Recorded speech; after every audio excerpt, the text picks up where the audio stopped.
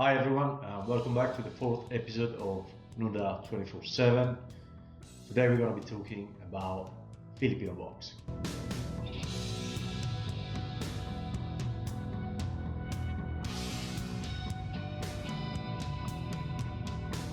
I have books like this where I write down notes whenever I have a good idea, do a little sketch and write things down so that I can come back at a later stage and elaborate on my ideas. And as I was doing that, I found these few lines about Filipino boxing and what it means to me as an art. So I'm just gonna read things through a little bit for you guys so that you can get a clearer understanding of what I believe Filipino boxing is. It all starts with the principle of limb destruction. This is what is the core principle around the Filipino boxing arts. In Silat and in Muay Thai, the limb destruction is only part of what they are, where Filipino boxing is all about limb destruction. This is what it's all about.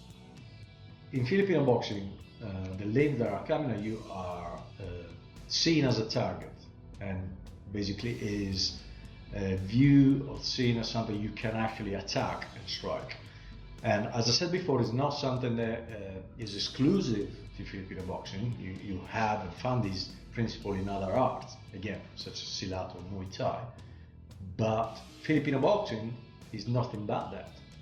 So there are elements around the art, like the energy and flow drills, like Hubud-Lubud, and there is a great emphasis on body manipulation and distracting the base of the attacker and so forth. But basically, it all evolves around finding and building the best pedagogy so that we can find the best way to destroy the attacking limb. In my mind, this is what Filipino boxing is all about. And I hope you realize that by saying this, I'm not trying to diminish the art. I'm actually trying to give it a deeper meaning, because I love Filipino boxing. I think it's a great tool.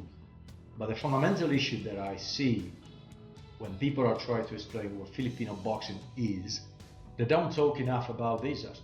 And they start claiming that Filipino boxing is some kind of street fighting art that comes from the Philippines. And I'm afraid to say sometimes, people should just do their research, come up with their own conclusion. And my conclusion is that is all bullshit. And look, I'm not trying to offend anyone, but it also is, you've got to understand, guys, this is an art that I deeply love and I have a huge respect for. But to brag about Filipino street fighting and dirty boxing is actually diminishing what the art is about.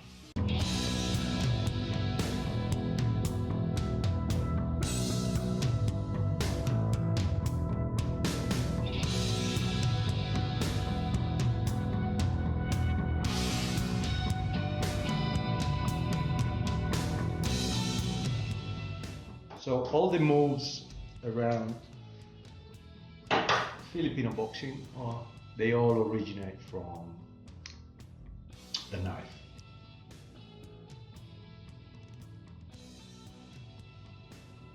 And that's where you can see a lot of backfists. This is the scooping motion into a hook, which is usually called a waslick. So you can see how much you can become creative in your boxing by implementing those moves.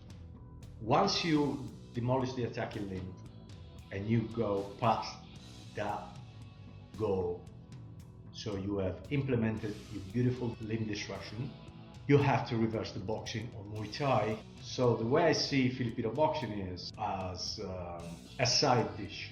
So what I mean by this is this, it's a beautiful side dish, but it's not a main course. And you can't really feed yourself with side dishes. You'll be left with an empty belly after your meal, and that's not the greatest feeling you want to have when you go for a good night out. So Filipino boxing as an art should be something that you should learn on top of boxing and Muay Thai. why I love Filipino boxing so much is because it enhances my creativity in the striking department, and this is what Filipino boxing does for me. But be careful and remember my advice, if you care to listen, don't practice Filipino boxing as a main martial art. Practice it as a side art that complements a good foundation of boxing and Muay Thai. If you look at Filipino boxing this way, you would be looking at Filipino boxing for what it is. Unfortunately, it's not a martial art that can stand on its own. I've said this before in many of the seminars that I've been teaching around the world, and I keep on repeating this to my students whenever I get the chance.